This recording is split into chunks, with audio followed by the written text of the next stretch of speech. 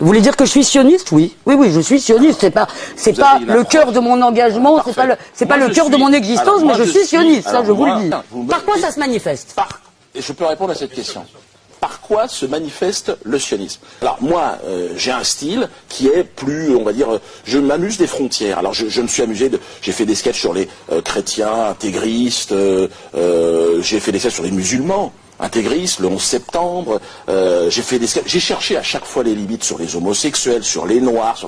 Puis un jour, chez Marc-Olivier Fogiel, je fais un sketch, j'étais face à Jamel Debbouze, sur un colon israélien. Et là, il y a eu une réactivité du système qui n'avait jamais existé jusqu'à présent. J'avais l'impression d'avoir trouvé, en fait, le tabou, le Graal, la nouvelle religion.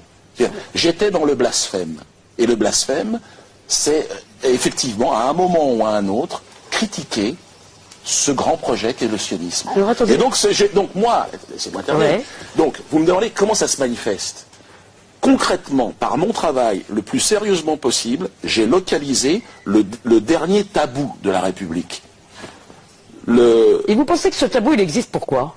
Vous pensez que ce tabou, vous ne pensez pas jamais que, je veux dire, ce qui s'est passé dans l'histoire justifie qu'effectivement, il y a un petit tabou sur l'antisémitisme? Par décence, madame, de ce qui s'est passé dans l'histoire, par respect de toutes les victimes. Non, vous me la jouez pas comme ça. Écoutez-moi, parce que... la décence et le respect, vous me la jouez pas comme ça. On ne va pas faire de compétition, je crois qu'on ne joue pas dans la même catégorie, en termes de durée et en termes de nombre de personnes, madame.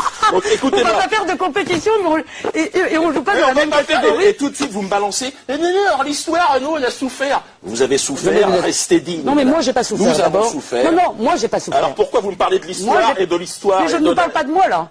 Excusez-moi, moi, contrairement à vous, je ne me prévaux pas de la souffrance, d'une souffrance que je n'ai pas vécue. Premièrement. Deuxièmement. Pourquoi vous me parlez d'une souffrance? Eh bien, parce que vous ne comprenez pas, vous pensez que la tentative d'extermination des Juifs par Hitler ne mérite pas qu'il y ait un petit tabou sur l'antisémitisme. Pourquoi vous me parlez de cette histoire? Eh bien, parce que vous parlez du tabou, j'essaye de vous expliquer. Eh bien oui, mais pourquoi il n'y a pas de tabou à faire des, je sais pas moi, des sketchs sur les Noirs? J'essaye de vous expliquer. Sur la guerre d'Algérie, pourquoi il n'y a pas de tabou à faire sur le colonialisme? Pourquoi il n'y a pas de tabou là-dedans? Eh bien, si vous pensez, si vous voulez, qu'il n'y a rien qui s'explique là-dedans, je ne peux pas vous l'expliquer. Excusez-moi. Non, d'abord, il y a une question de durée. Deuxièmement. Mais non, mais ça, c'est une escroquerie, le temps, parce qu'excusez-moi, à un moment donné, on est obligé. Et pourquoi on peut faire des sketchs sur les Tutsis et les Hutus? Je veux dire, c'est pas un souci de faire ça. On peut faire sur les Biafra, ceux qui crèvent la dalle en ce moment, au Soudan. Vous pouvez faire des sketchs sur n'importe quoi. Alors, admettons que les Juifs sont particulièrement susceptibles. Admettons que les Juifs sont un peuple particulier. Surtout le lobby pygmé n'est pas assez puissant pour faire interdire des sketchs sur le... Le lobby pygmé n'est pas assez puissant, qu'est-ce que vous voulez? Je veux dire, les Juifs ont de la chance, si vous voulez, ils se trouvent. Et là, c'est même pas les Juifs, parce qu'en l'occurrence, moi, j'ai fait un sketch sur les sionistes, ça n'avait aucun rapport avec les Juifs. Aucun rapport avec les Juifs. Il n'y a aucun rapport entre les Juifs et les sionistes, c'est bien connu. Qui fixe la limite de ce qu'on a droit et ce qu'on n'a pas droit? Qui fixe la limite, en l'occurrence, et moi encore une fois je ne suis pas pour les lois parce que je pense qu'on ne combat pas par la loi, mais en l'occurrence par exemple, pour ce qui concerne le négationnisme, c'est la représentation nationale qui la fixe, c'est-à-dire l'Assemblée nationale. Votre réaction sur la phrase d'Elisabeth Lévy dans cette émission, donc sur une jeunesse arabo-musulmane? Ça c'est le discours, c'est paternaliste, raciste, habituel. Ah bon, c'est paternaliste. Oui, mais c'est systématique.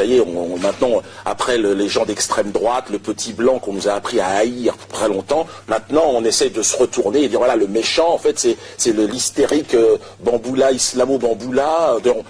Oui, tout le monde est dans le même sac. Donc, et donc, comme monsieur, je ne sais plus qui, Filkenkroot, votre ami, attention, les blancs, on est en danger. Alors maintenant, voilà, le sioniste serait le protecteur des blancs et de cette race blanche. Vous savez, Dieudonné. Alors c'est amusant de voir ça parce que, évidemment, quand on est noir, quand on est d'origine maghrébine, c'est amusant de voir les mêmes qui nous montaient en nous disant en fait, il faut aller casser la gueule aux mecs du Front National, les petits blancs qui racistes, et les mêmes qui aujourd'hui se mettent derrière, disent attention, regardez. Les noirs, les gentils. Et ce sont exactement, c'est toujours ces sionistes charnières qui voudraient... Ils sont partout. Mais ils sont pas, non, ils sont partout. Oui, de penser que c'est des feuilles que viennent tous les malheurs, oui, c'est devenu un discours banal. Et croyez bien, je le déplore. Et c'est contre ça que je veux me battre. Et vraiment, je crois que ça, vous devriez vous battre aussi. Mais oui, et les feuges, rejoignez-nous. C'est pareil, vous parliez des feuges. Rejoignez-nous dans le combat antisioniste. Arrêtez avec ça. Ne vous laissez pas corrompre. Arrêtez de faire... Parce que l'antisémitisme est du côté des sionistes. Faites attention, c'est eux qui provoquent l'antisémitisme.